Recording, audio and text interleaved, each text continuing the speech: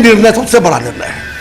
अगले विधानसभा के चुनाव में ब्रह्मजन सौदा करके आपके गठबंधन में जाएंगे, अपनी टिकटें खुद बांटेंगे, आपके सामने याचक बनकर हाथ नहीं फैलाएंगे। ये सबसे बड़ा संदेश है। नमस्कार, सिटी पोस्ट लाइव के इस खास पेशकश में आपका स्वागत है। मैं हूं श्रीकांत प्रत्युष, आपके लिए बड़ी खबर लेकर आए हूं। जी हां, मेरे साथ हैं बीजेपी के विधान पार्षद सच्चिदानंद राय, जो बहुत बड़ी चुनौती बन सकते हैं बीजेपी उम्मीदवार सिग्रीवाल के लिए, क्योंकि ये टिकट के प्रबल दावेदार थे और इनके पक्ष में वहाँ का जातीय समीकरण भी था, लेकिन इनको टिकट मिला नहीं। सिग्रीवाल फिर से वहाँ से चुनाव लड़ रहे हैं। ऐसे में सच्चिदानंद राय की क्या प्लानिंग है, समझने की कोशिश करते हैं। सच्चिदा जी, आपके पक्ष में आपने बता रहे थे कि दो कम से कम भूमिहारों को बिहार में सीट मिलना चाहिए था। एक अगर बेगूसराय में मिला है तो एक सारण में, महाराजगंज में मिलना चाहिए था, नहीं मिला। इसका क्या इम्पैक्ट होगा? देखिए, अगर श्रीकांत जी आप अगर 2014 की बात करें तो मैं बृहद ब्राह्मण समाज की बात कर रहा हूँ, सिर्फ भूमिहार की या ब्राह्मण की बात नहीं कर रहा हूँ। तो पिछले बार भाजपा ने ही 6 ब्रह्मजनों को टिकट दिया था, 3 भूमिहार समाज से और 3 ब्राह्मण समाज से, और इस बार वो संख्या घट के 3 हो गई है। घटी है वो तो है ही, जिस तरीके से टिकटों का बंटवारा हुआ, जैसे लगता था कि जैसे कुत्ते को बिस्कुट फेंकते हैं, उस तरह से ब्रह्मजनों के सामने ये सीटें फेंकी गई। आपने देखा किस तरह से बेगूसराय से जो चुनाव लड़ रहे हैं गिरिराज बाबू, किस भारी मन से उन्होंने फाइनली स्वीकार किया। बाकी आप अगर बक्सर की बात छोड़ दें तो दूसरी सीट पर भी किस तरह से खेल हुआ, लग रहा था जैसे कि हम कहीं उनके कैलकुलेशन में है ही नहीं। ब्रह्मजनों का कोई, अक्सर बिहार की बात नहीं है, आप झारखंड चल के देख लीजिए, 2 बड़े चेहरे ब्रह्मजन के जो हैं ड्रॉप किए जा रहे हैं।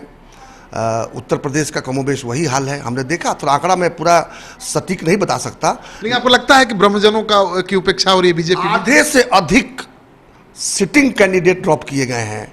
आधे से अधिक सीटों पर जहां पर ब्रह्मजन लड़ते थे उनको दरकिनार किया गया है, और ये पूरी सोची समझी साजिश के तहत किया गया है।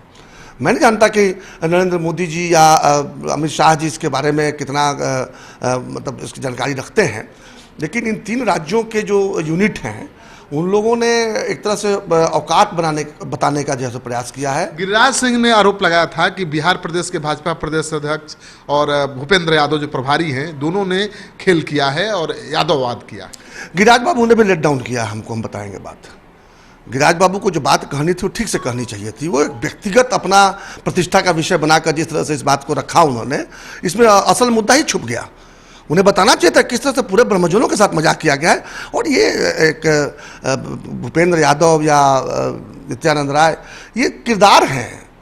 किरदारों की बात करने से काम नहीं चलेगा, पूरी संस्था की बात कीजिए। संस्था में किस तरह से, आप ध्यान दीजिएगा, अगर श्रीकांत जी आप तो स्वयं उसी समाज से आते हैं, अगर आज भाजपा कहीं है तो इसकी नींव की ईंट जो है ब्रह्मजन रहे हैं।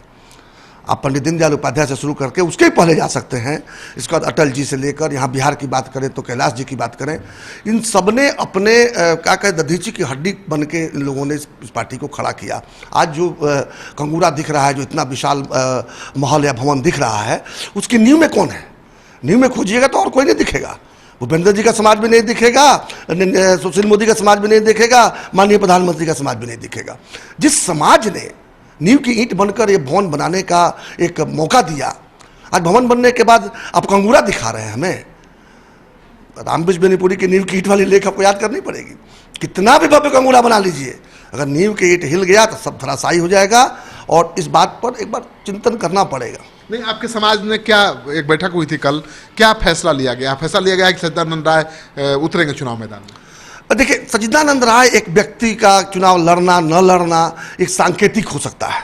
मुख्य रूप से ये समझिए कि समाज के लोग बहुत ही आहत हैं, उपेक्षित महसूस कर रहे हैं, अपमानित महसूस कर रहे हैं, उपहासित महसूस कर रहे हैं। लग रहा है जो उपहास हो रहा हो। शुरुआत करना पड़ेगा ना जवाब देने की। बिल्कुल शुरुआत करना पड़ेगा। सबसे बड़ा निर्णय यह है कि हम लोग अपनी पार्टी बनाने जा रहे हैं। ये निर्णय सबसे बड़ा निर्णय है। अगले विधानसभा के चुनाव में ब्रह्मजन सौदा करके आपके गठबंधन में जाएंगे, अपनी टिकटें खुद बांटेंगे, आपके सामने याचक बनकर हाथ नहीं फैलाएंगे। ये सबसे बड़ा संदेश है। उसी में तय हुआ कि सच्चिदानंद राय, चूँकि मैं उस समाज का राष्ट्रीय महासचिव भी हूँ, जिस संगठन की बात हम कर रहे हैं ब्रह्मजन एकता परिषद, तो समाज के लोगों ने 4 घंटे मंथन के बाद ये दबाव बनाया हमारे ऊपर कि सच्चिदा बाबू आप खुल के आइए और महाराजगंज से चुनाव लड़िए। जीतेंगे हारेंगे बात की बात है, कम से कम ये संदेश जाए कि ये समाज जो है it's not going to take it lying down. हम लोग जो है अब झुक कर जो है आपको अदावत आपकी नहीं करेंगे। बहुत अदावत कर चुके, बहुत समझ चुके।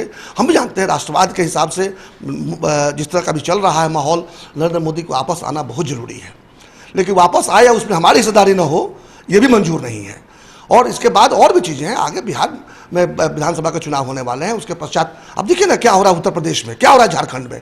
एक एक करके छांटे जा रहे हैं हम लोगों ने इस पार्टी को बनाया, हम लोगों ने इस पार्टी को इस जवानी तक पहुंचाया और आज हम ही खत्म हो जाएंगे। ये नहीं चल सकता है और ये बहुत चिंता का, दुख का विषय है। झारखंड में रविंदर राय और रविंदर पांडे दोनों आपके ब्रह्मजन समाज के थे, यानी भूमिहार ब्राह्मण समाज के जाने माने कदावर नेता थे। दोनों को दूध की मक्खी की तरह बाहर फेंक दिया बीजेपी ने। आक्रोश नहीं है? मैं नाम नहीं लेना चाहता, आपने स्वयं नाम ले लिया, आप तो स्वयं विद्वान व्यक्ति हैं, समझ रहे हैं। और उसी तरह से आप बिहार में जाके देख लीजिए यहाँ भी क्या हुआ है। तो अच्छा, सबसे बड़ी बात क्या है कि आप एक नई पीढ़ी को भी भरने का मौका नहीं दे रहे। ऐसा होता है कि चलो पुरानी पीढ़ी को आपने कहा कि नहीं आपका समय लद गया, अब नई पीढ़ी को मौका दें, या कुछ लोग ऐसे हैं जो दिवंगत हो गए उनके स्थान पर नई पीढ़ी के लोगों को मौका देते। तो आप तो कुछ भी नहीं कर रहे हैं, न पुराने लोगों को इज्जत दे रहे हैं जिन लोगों ने ये सब कुछ बनाने में आपका सहयोग किया, और एक नई पीढ़ी को उभारने का प्रयास भी नहीं कर रहे हैं। मैं नहीं कहता कि मुझे मौका देना चाहिए था, मैं अगर उस लायक था तो मुझे ही मौका देते, नहीं था किसी और किसी को देते। ये हो क्या रहा है, एक एक करके छांट रहे हैं। और आज आपकी ये औकात हो गई कि अब 23 सीटें बांट रहे हैं और वो लोग बड़े गदगद है कि हम 23 सीट जीत रहे हैं। ये औकात किसने बनाया आपकी? आज आप जो बांट के खुश हो रहे हैं, ये औकात आपने किसने बनाया? इसी समाज ने बनाया, और आज आप उसी समाज को छांट दिए। क्या हुआ महागठबंधन में? अगर ब्रह्मजन की बात करें तो महागठबंधन की बात भी करें तो मात्र 5 सीटों पर लड़ रहे हैं। केवल ब्राह्मणों की बात करें, केवल ब्राह्मणों की अगर बात करें तो भाजपा के बाहर किसी ने किसी ब्राह्मण को उचित नहीं समझा टिकट देना। इसका परिणाम देखिए, महागठबंधन भी हमको हाथ से फेंक के रखे हुए हैं। तो हमारे पास तो कोई घर है ही नहीं, तो क्या हम बेघर रहेंगे? वो दिन अब नहीं बर्दाश्त होने वाला है। और तो समझ के चलिए, अगर कुशवाहा जी अपनी पार्टी बनाकर 5 सीट छीन सकते हैं, अगर 6 महीना पुरानी पार्टी सना मल्लाह बनाकर 3 सीट छीन सकता है, जीतने की स्थिति में बता दूं मैं आपको, तो वो दिन दूर नहीं है जब ब्रह्मजन भी अपना हक लेंगे, और नहीं देंगे तो छीन के लेंगे, कह के लेंगे। तो आपने देख लिया ब्राह्मण और भूमिहार समाज में कितनी नाराजगी है, कितना गुस्सा है। और सच्चिदानंद राय का कहना है कि हमारी तो पूछ अब न रही महागठबंधन में और न ही एनडीए में, तो जो घर हमने बनाया था जब वहीं से निकाल दिया गया है तो फिर हम दूसरे घर की तलाश क्यों करें, खुद का अपना घर क्यों न बनाएं। और जब कुशवाहा जैसे नेता पार्टी बनाकर 5 सीटें ले सकते हैं, सन ऑफ मलाह जैसे नेता 1 साल के अंदर पार्टी बनाकर 3 सीटें ले सकते हैं, तो फिर ब्रह्मजन समाज पीछे क्यों रहे, जिसके पास सब कुछ है, दिमाग है, पैसा है और रणनीति का सबसे बड़ा जानकार है। तो इंतजार करिए, सच्चिदानंद राय के दावे में आपको दम दिखे तो इसको खूब वीडियो को शेयर करिए। अगर आपने अब तक हमारा यूट्यूब चैनल सब्सक्राइब नहीं किया है तो जरूर कर लीजिए।